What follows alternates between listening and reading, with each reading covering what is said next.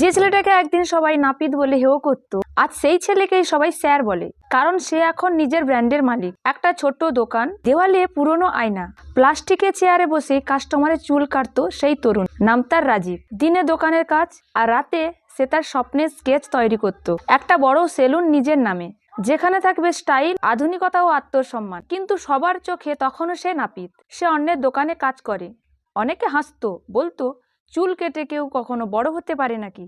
রাজীব কিছু বলতো না, চুপচাপ নতুন নতুন হেয়ারস্টাইল শিখতো, ইউটিউব দেখে বিদেশি ট্রেন্ড, আর নিজের আয় থেকে একটু একটু টাকা জমাতো। 3 বছর পর শহরের এক কোণে খুলল নিজের দোকান, স্টাইল পয়েন্ট বাই রাজীব। প্রথমে একটাই চেয়ার ছিল, আজ তার 15টা শাখা।